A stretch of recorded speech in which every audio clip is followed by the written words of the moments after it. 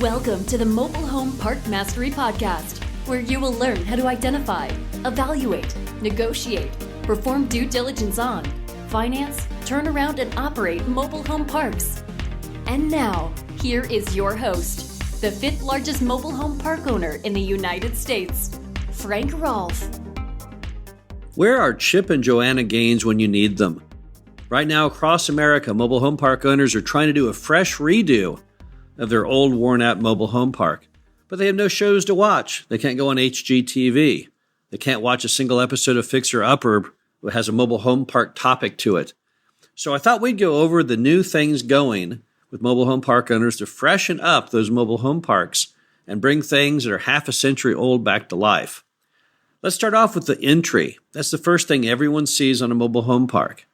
What's the basic things you do on an entry? Well, you probably know on the Fixer Upper show, they use the same repetitive things over and over. So I'll give you three main things you see on almost every new mobile home park entry today. All three of these are very reasonably priced and have a lot of bang for the buck. The first one is 3-rail white vinyl fencing. This is something that we started putting in years and years ago. We absolutely love the product. It's one of the best things going with mobile home parks. Most mobile home parks have a lot of frontage, and you want to give that frontage some character, some pizzazz. The 3-rail white vinyl fencing does that for you. It makes it look very polished, very exciting. It's a great product because once you install it, you don't have to paint it. It basically cleans itself every time it rains. If it gets any mildew, you can rub it off. Someone puts graffiti on it, you can take it off with a solvent. It's just a great thing. It costs roughly about $10 per linear foot to install. That means you can do about 400 feet of frontage for only $4,000, and that's the best $4,000 you will ever spend. Why 3-rail? Well, we've tested every time. We've done 2-rail, and we've done 3, and we've done 4. The 2-rail is typically too short. The 4-rail is typically too thick. 3-rail allows you to see through and see that it is, in fact, a mobile home park.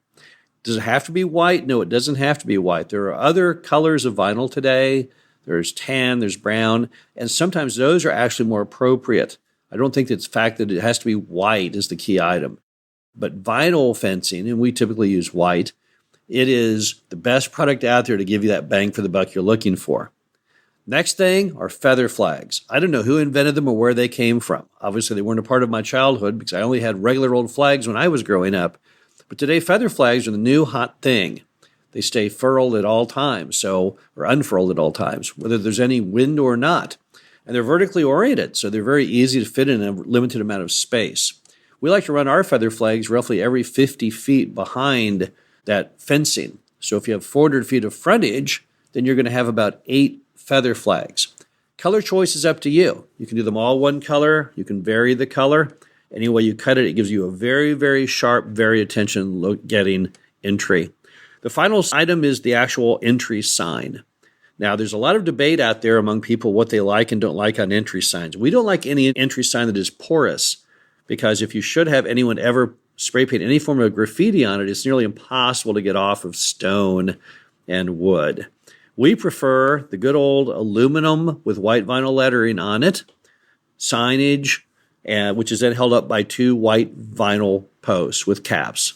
Ties the whole thing together with the fencing. Very inexpensive and gives you just a lot of sex appeal from the curb. Now, the cost on the sign is probably going to cost you around $1,500 or so. Those feather flags, roughly $200 each.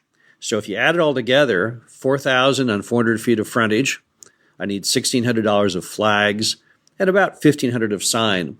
So for about $7,000, I've got quite a fixer-upper going on in the front of that mobile home park. Now let's move to the signage inside the park. Speaking of signage, rip down all that old metal, rusted, pulled wooden stuff that's in there. It just looks horrible. It's really sad that a lot of people let those signs get so bad because they're not very expensive. So rip everything down and replace all those poles again with white vinyl posts with matching caps. It's not expensive at all. Take the signs that are there. If they're in good condition, you can screw them back into the post. Otherwise, get new ones. They're not expensive. You can buy those posts for like $50 a post, and you can buy those signs typically ranging from $20 to $50 a sign. Again, it's nothing makes the park have more snap, that when you go in and every sign in every corner is a beautiful looking white vinyl post with cap with brand new street signs, stop signs, children at play, and speed limits. Now let's move on to the clubhouse. Now, there's been a lot of discussion in recent years about mobile home park clubhouses and what they're good for. And what they're good for is creating that sense of community. The magical thing that Time Magazine raved about in their article, The Home of the Future, not too long ago. So how do you do it? Well, take that clubhouse and get that thing back into commission. So many clubhouses, when we buy the mobile home park, are abandoned, filled with junk, broken down. People are just using them to store parts. Often they're skirting and lumber and old dishwashers from 10 years ago. Take all that stuff and throw it out. Make that space usable again. Put an indoor-outdoor carpet. Paint the interior. Make it a place where people can go and entertain and have parties, birthday parties, quilting bees, bingo, whatever they want to do. And on the outside, make that thing classy. Now you can watch some fixer-upper episodes and get some ideas because you're kind of in that same mode. But typically, people don't want to spend a whole lot of money on the clubhouse. There's not a lot you can do with many. Many are mid-century modern in appearance, but the big thing is paint them. Paint them, clean them up. Get anything that's old and worn out, get it down. Make it kind of nice and cool and a fun place and an attractive place people would want to live. Let's move on to laundry buildings. Now, laundry buildings are a feature of all the mobile home parks from the 50s and the 60s and even the 70s. Because the mobile homes used to be too small to hold washers and dryers in them. So as a result, you had to have a laundry building. That's where everyone did all their washing and drying. But today, all the mobile homes have washers and dryers. And the few that don't, they can just go to Quick Wash or somewhere that has a lot nicer laundry facility than yours and even has entertainment venues inside like pinball machines and video games and things like that. So what do you do with a laundry building? Well, obviously, just like the clubhouse, you got to do the exterior. You got to paint it, make it nice, fix the roof, whatever there is going on like that. And then you have two options with them. Number one, make them into a living unit, make them into an apartment, if the city will allow it. It makes logical sense since you're a mobile home park to have more things that are residential to meet people's different tastes and what they want to live in. On top of that, that rent, if it was an apartment, would be real property rent. So that actually counts on your income that is capped on your valuation of the mobile home park. So that's one great idea with a laundry building because it already has water and sewer connections and has electricity.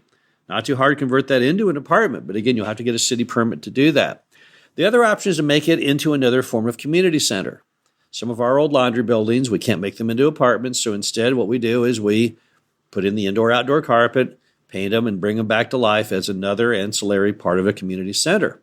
What are they good for? They're kind of smaller. What are they good for? Well, they can still work for kids' birthday parties, or in some parks, you can make them into libraries. You can go down and work with the local library. You'll be amazed how far they will bend over backwards to help you start a library. They will help you get all of the shelving, and they'll sell you the books for like literally $1 per linear foot. Pretty soon, you'll have a fairly nice library, and that's attractive to almost everyone in the park, both children and seniors alike. So that's another thing you can do with laundry is not too expensive to actually do everything I just described. Obviously, a lot of money in conversion to an apartment. You have to put in a good working bathroom and wall separation. But the good old community center is basically the one big empty room, just like the laundry room was, with some painted indoor-outdoor carpeting. Now let's move on to the roads. Now, most mobile home parks share one thing in common. They have really good roads. Bear in mind, these mobile home parks are often half a century old.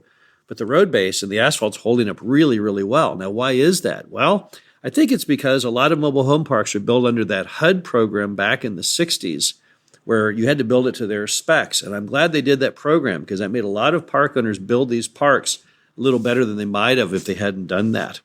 Often what you can do on the park roads to bring them back to life is to do some pothole patching and then seal coating to make them nice and jet black again. Then you go in and paint your striping and your speed bumps. It looks just like brand new roads. Everyone's very excited bringing the roads back to life because roads are a big part visually of a mobile home park. Again, you can find this to be done not that expensively. So you don't have to go in typically and repave all the roads. We have in the past in some properties, but normally all you need to do is some pothole patch, seal coating, and new fresh striping. It looks like a brand new mobile home park. Now let's move on to bringing the playground back to life. Now, if you have an existing playground, question one is it safe? Because probably the answer is no. You're going to have to remove a lot of that old equipment. It no longer meets any of the requirements for safe playground equipment. You'll also have to put in a cushioned fall zone. That's okay. It's not super expensive, but you can't let kids just fall on the ground anymore. That hasn't been allowed now in years. So you're going to have to look at the playground and say, what do I have to do to make this a nice, safe place that kids can play? Also, add some picnic tables, add some grills, add some soccer goals in the grassy field. Give people new things with modern people that they like to do. You know, a study of the RV industry found that the number one thing that people like about RV parks is outdoor cooking. You know the same is true in your mobile home park. Let them have the opportunity. You can get insurance on things such as grills. They're not that much, maybe $500 a year. People absolutely love them. When you bring in picnic tables and grills and things like that, it allows the entire family to participate in the playground, not just the kids. What about the swimming pool? How do you bring that back to life? Well, kind of like the playground. Number one, is it safe? A lot of these old pools somehow fell off the radar screen when mom and pop owned them. The inspector didn't know they were there or didn't want to bother mom and pop, but they don't meet current requirements. You've got to make sure before you would ever reopen a mobile home park swimming pool that is completely in conformance with all codes. That's not only the pool itself, but the decking as well. What you're going to see, I think, in the future, on a lot of these old pools, which are in fact too old and too unsafe to bring back into active service, is the replacement of them with splash pads. Working on one of those projects right now ourselves. What's a splash pad? I know you've seen them. There's one going up not far from me over in Perryville, Missouri right now. Basically, it looks like a basketball court, only instead of having basketball goals, it has different things on it that spray water. The best of them have a giant bucket. I know you've seen that, where the bucket fills and then periodically, and no one knows when, it dumps all the water on there. People love that item. Others don't have that, though. They just have basically spray nozzles that randomly spray water onto the kids. The beauty of the splash pad is it's ADA compliant, so everyone can participate. It's safe. You can't drown on it. It doesn't require a lot of maintenance because you're not treating the water. This is regular city water that's coming out of those nozzles, and you don't recycle it back through. One of the big things about splash pads, and I think the reason they're being so popular, is that kids like them better. If you ever go to the water park, where are the kids? Are they in the pools? No. They're always over in the splash pad area waiting for the big bucket to drop on them. So I think the future of water sports altogether may be splash pads. Cheaper to operate, cheaper to build, and actually a whole lot more fun. Finally, Mom and Pop's old house. Now we're really getting into Chip and Joanna Gaines territory. So where the heck are they? I need them right now. They could give us some great ideas on putting up old chip slap siding and all these things they do on their show. What do you do with Mom and Pop's old house? Well, you bring it back to life. Now, what can you do with the house? Sure, you can paint it and re-roof it and fix it up. But what's the purpose of it today? Well, there's a couple purposes. Number one, you can make it the manager's home. Many of our mobile home parks, we brought Mom and Pop's old house back to life, all the way from custom brick homes to little 1920s bungalows. They make a great manager's home because they're typically right at the front of the property where the manager should be. Or you can make it into a rental home. Again, that's real income, so that goes to the bottom line. Helps you get your park, get a higher valuation. Finally, you can make it into some, again, form of community center. Typically, those homes can be used fairly well for entertainment and other items. So again, why waste one more feature to help your residents get that sense of relationship with all their residents, that whole sense of community that is so strong? Also, don't forget on the inside to always watch those shows on HGTV. Get some ideas of new, fresh colors, new, fresh flooring colors. It's amazing the power of paint. You can get so many great ideas watching those shows, and you'd be shocked. You can go right down to Home Depot and Lowe's and buy those same colors, those same finishes and things right there. Put them in your home, and it'll look just about as good as HGTV. So, although there's not any show right now that I'm aware of on cable telling you how to freshen up those old mobile home parks, maybe this will get you a start. Maybe one day Chip and Joanna Gaines will expand into the mobile home park sector. But until then, I will have to do. So, again, this is Frank Rolfe, the Mobile Home Park Mastery podcast series. Hope you enjoyed this. We'll talk to you again soon. Thank you for listening to the Mobile Home Park Mastery podcast. Be sure to visit us at mhpmastery.com to subscribe to the show, read our show transcriptions, and access all of our great information on mobile home park investing.